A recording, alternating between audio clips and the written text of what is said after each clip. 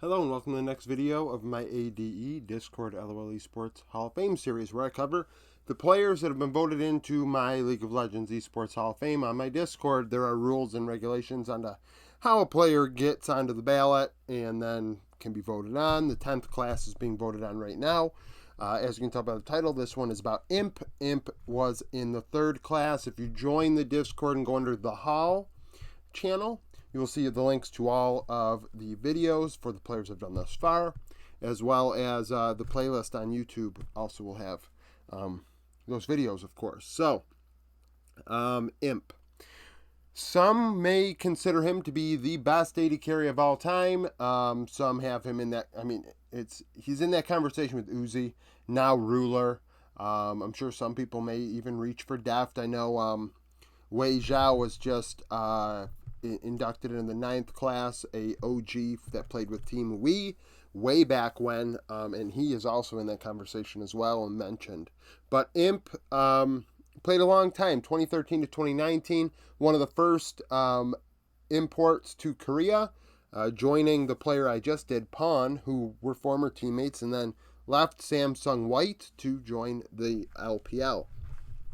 In his career, he had 147.73 Hall of Fame points. Hall of Fame points are determined by me based on an accumulation of stats, accolades, results. The accolades not only given by the official, regions and in Riot and things like that, but also accolades that I determine via stats. His 3 most played champions, these are determined by Leaguepedia. I use Leaguepedia and GOL.GG, so Game of Legend, for my stats. His most played was Sivir. Sivir, all time, he has the 2nd most games on the champion. Twitch, he has the most played by a lot. I believe twice as much as the 2nd most common user of Twitch. And then 3rd, Vayne. Out of his career games, his career total, he played one of these 3 champions in 1 of 3 games, 33% of the time. Very different than Pawn, who yesterday was, 21% or something? In terms of most successful in the win-loss category, his Twitch was his best win rate champion. 66%, which is 4th all-time amongst players that have played Twitch 20 times. Vayne, 62%, also 4th. And then Kesa was his 3rd best win rate champion, and it was a 61% win rate, which ranks 15th all time amongst players that have played the champion 20 times. KDA, his best champion was Twitch, so I think it's clear to say Twitch is the champion that defines his career. 4.76, which is 4th all time. 2nd best KDA is Sivir, which is 4.72, and that's 23rd. So the guy was not a KDA player, and we'll note if you watched my previous videos, Sneaky, Prey, Shoot, there was another very, very good AD carry in the 2nd class. Even Bang, we think back to the 1st class. Maybe it was just those 2. But they're all KDA players. Imp, not as much when you look at his entire career. So Sivir, 23rd all-time in KDA. And then 3rd, Vayne, 441, which is 4th. So a lot more, a lot more players played Sivir than Vayne and Twitch, which I think even in present-day meta makes some sense. So in 2013, at 17 years old, so 1995 birthday in June, so he was 17 still during 2013 winter when he made his debut with MVP White. In 15 games, he'd have a 5.43 KDA, which was 3rd amongst AD carries in the split. He would then MVP White would become MVP Ozone and win 2013 spring outright. In 21 games, had a 7.15 KDA and a 7.7 CS per minute, both 1st amongst AD carries. 2013 summer, in 18 games, he'd have a 5.42 KDA, which was 2nd, and a 7.7 CS per minute once again. And he would end the split by going to Worlds, at that time turning into Samsung Ozone.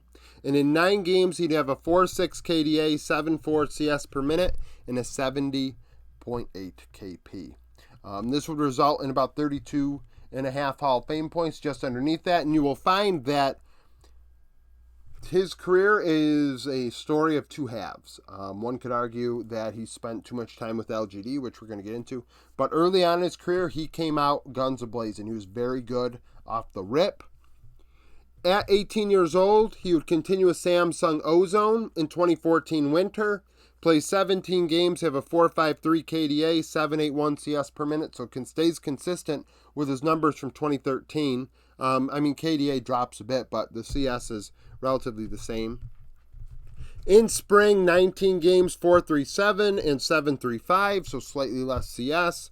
2014 summer, in 17 games, he'd have a 4.76 KDA, which was second amongst AD carries, and a 7.8 CS per minute, which would rank third. Their success as a team through the three splits, so with Samsung Ozone for winter and spring, he would then join Samsung White for summer. Remember, we talked about this with Pawn in the last video, if you did watch that one. In 3 games, they would win to earn a chance to go to Worlds. 7 KDA, 7.55 CS per minute, so really showed up in that moment, didn't die. And then at Worlds was excellent. Dominant. In 17 games, which they would win, so world champion. 7.9 KDA, which ranks first at the event amongst AD carries. 7.5 CS per minute, 62 KP. 6.14 damage per minute was second. 28.9 damage share, 21.8 gold share, which was the most at the event amongst AD carries. So highest resource AD carry and dealt the second most damage, didn't die.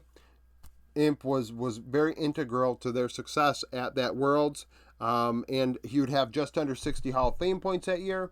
A lot to do with the fact that they didn't win a split. I mean, he won Worlds, and that's significant, but otherwise, that's more than most players had in their entire career, just in one split, 1 year. So now, like I said, Pawn and Imp would leave Samsung White, and he would go to China and join LGD Gaming. Yes, LGD sucks now, but they didn't suck all the time. So, at 19 years old in 2015 spring, he would start off in 44 games with a 3.8 KDA, 8.4 CS per minute, and 67 KP. And in the playoffs, he would play 11 games, so they would go on a good run. However, EDG, of course, ends up winning that MSI, wins LPL, wins MSI. So in 11 games, he had a 5.5 KDA, 8.8 CS per minute, 68 KP, so increased his stats in all 3 categories that were listed. Would return in summer and have very, very similar numbers to what he had in spring. Once again, a 4.4 KDA and 8.4, in 44 games, he'd have a 3.9 KDA, a 8.4 CS per minute, and a 70 KP, so very close to what he had before. He would then win 2015 summer playoffs, so he'd win the split, be able to go to Worlds as the 1 seed, win LPL summer in 2015. In 16 games, had a 6 KDA, 8.9 CS per minute, 80.1 KP, so 4 out of every 5 kills, which is much higher than 2 out of every 3. And also his KDA goes up once more. You'll notice throughout his career, the playoffs there, it goes up. Worlds, it goes up. In the playoffs here, it goes up. For that window of time, those 2 years, he showed up in big moments. Now, at Worlds, in 2015, they would struggle. In 6 games, that KDA thing that I just went over dies out. 2.8 KDA, 8.9 CS per minute, and 83.8 KP, which was second at the event amongst AD carries. 594 damage per minute, also second. Had over 32% of the team's damage across those 6 games, and a 25.3 gold share. So goes from 2014, where his gold share was 21.8%, and that was first. To talk about a meta shift, to 2015 Worlds, where he had 25.4%, and that wasn't even top 3 at the event. And then after this, his career kind of just petered out. It's unfortunate. He had 33.3 Hall of Fame points that year. And then after that, it is a case where he stayed with LGD too long. In 2016, he'd play 36 games in spring, have a 3.6 KDA and 9.3 CS per minute, which was first in the region, and then a 64.6 KP, but in the playoffs they would go get swept 3-0. In 3 games, he had a 3.3 KDA, 8.9 CS per minute, 63.1 KP. He would return in summer and not even do well enough to get into playoffs. In 38 games, he had a 3.2 KDA, 8.5 CS per minute, and 61.4 KP. So the CS dropped quite a bit. He only had 6.41 Hall of Fame points, and it just wasn't the same. Really, I mean, it's unfortunate because I think this is where people forget about Imp and how good he was, because he ended up kind of just on meh teams. So this is the first 4 years of his career. Now on to the next 3. Okay, so 2017, very similar to 2016. I mean, 38 games played, 2.6 KDA, 9.1 CS per minute, which was 3rd in the region amongst 80 carries, but only 54.4 KP, which is very low, very unlike him. But, I mean, that was the situation. Only every other kill he was involved in. Wouldn't go to playoffs. 2017 summer, similar story, 39 games, 3.4 KDA, so better. Same CS per minute, 9.1, 65.7 KP, so much higher in KP. Would end up with 6.88 Hall of Fame points. In 2018, he would play his last split with LGD in spring. Was not the starter the entire time. In 23 games, he had a 3.3 KDA, 10 CS per minute. So he did match the farm. 59 KP though, so still low. 597 damage per minute, which was 30.8% of the team's damage, and 23.6% of the gold. So he was the carry. He dealt the damage. He got gold. But unfortunately, LGD, I think Jin Zhao was taking the job at that point. Could be wrong, but I believe that's who took his job. And he would leave LGD after that and actually join Team Wii and play just 2 games in summer. 2.7 KDA, 10.4 CS per minute, 85.7 KP. 389 damage per minute, which was 28.1% of the team's damage. So that goes to show you they got smoked in those 2 games. 25.3 gold share. He'd play his final year at 23 years old in 2019, joining JDG. And he finally would go on a decent run in the playoffs, remind people of the Imp of old, remind people, hey, this Imp was really good. So 2019 spring, in 33 games, he had a 3.5 KDA, 9.1 CS per minute, 63.5 KP. So similar to his stats before. I mean, his laning stats in 2018 were abnormal. I mean, 9.1 is kind of where he sat.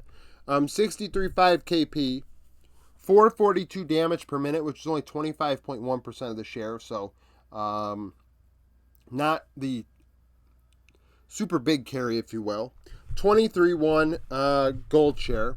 But in the playoffs in 2019, JDG would go on a big run. A deep run. They wouldn't be able to win in the end, but he played 17 games, had a 3.3 KDA, 8.5 CS per minute, 72.2 KP.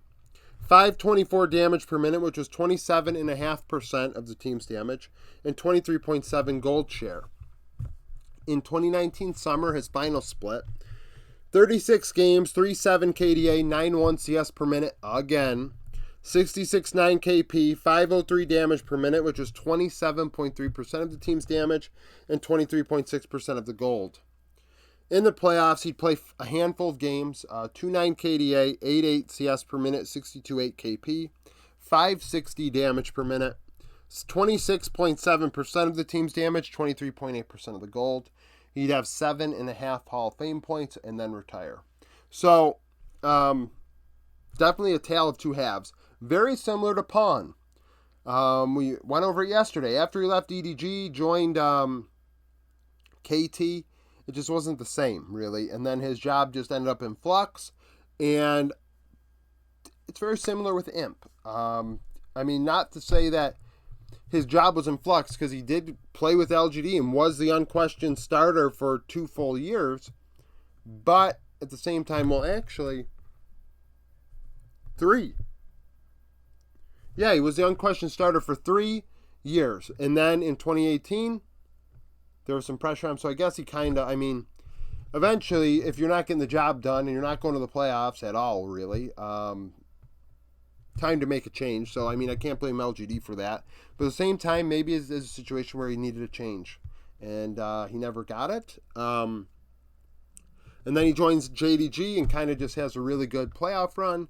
And, you know, it's unfortunate. You know, you're seeing players now play between 25, 26, 27 years old. And Imp would be 28 now.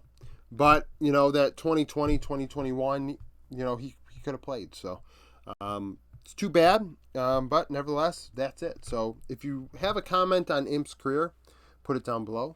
If you like the video, like it. Subscribe to the channel for daily League of Legends content. Follow me on Twitter, join the Discord, become a YouTube supporter, and hope to see you again tomorrow.